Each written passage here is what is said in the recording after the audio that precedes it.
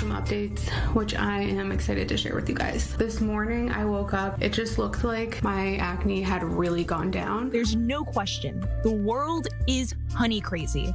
From its touted health benefits, use in cosmetics. So it's been a few hours later and we're gonna try these. First one I'm gonna try is just normal honey. And that distinct sweet taste. Honey has always been a staple. Whoa, this is so satisfying. Humanity has put bees to work over the years, but soon the land of milk and honey could be putting them out of a job. Meet Ophir and Efrat, the Israeli brother-sister duo pioneering technologies that could soon bring us the same honey we're all used to, but made completely in a lab. Backed by the entrepreneurs behind major food technology companies around Israel, their business, Beeio, is part of a growing wave creating cultured or lab-grown animal products. Because we mimic the process exactly, this is a pure honey. It's even better than pure honey because pure honey, now that you buy in the market, sometimes it's fake. It's mixed with sugar water that was fed to the bees.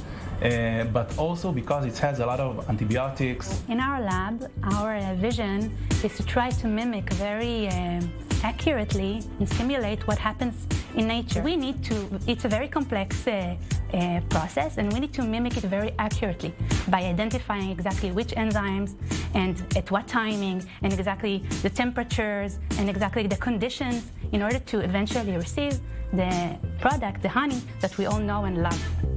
Bee's honey seems straight out of a science fiction movie, but let's see if it can live up to the original thing.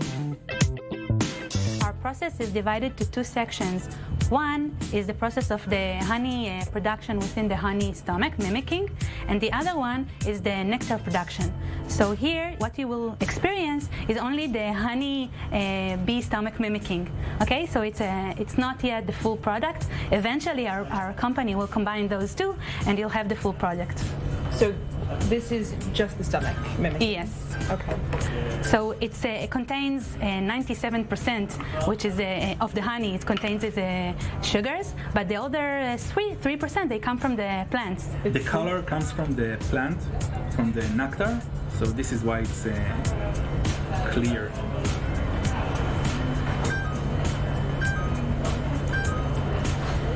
It tastes a lot more like honey than I thought it would. Beeio's honey may not be supermarket ready yet, but they're on a mission to meet a demand for honey that bees can't sustainably meet. In 2020, the global honey market has a worth estimate of $9.21 billion, and it's expected to grow by more than 8% each year.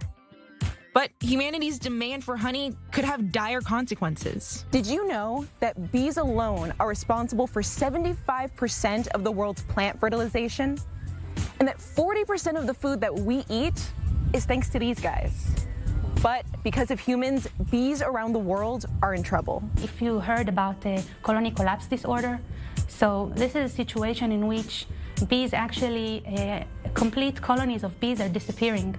And people didn't really know what are the causes and still are trying to figure out what are the causes for colony collapse disorder. The state of the honeybee is very bad, and the use of this specific species over others also pushes the problem even further. Today, honey production favors 7 distinct honeybees over the nearly 20,000 other non-honey producing pollinators our ecosystem relies on. This leads to a small group of bee species aggressively boxing other pollinators out of resources. Ophir and Efrat hope that they can fix an imbalance by ending humanity's dependence on bees for our honey. Ever since we were kids, we always used to make fun that eventually we're gonna start a company together and we'll work together, but it was a dream. We didn't really think it would ever happen.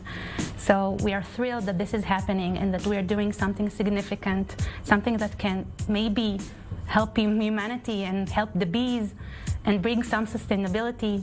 We're happy to do it.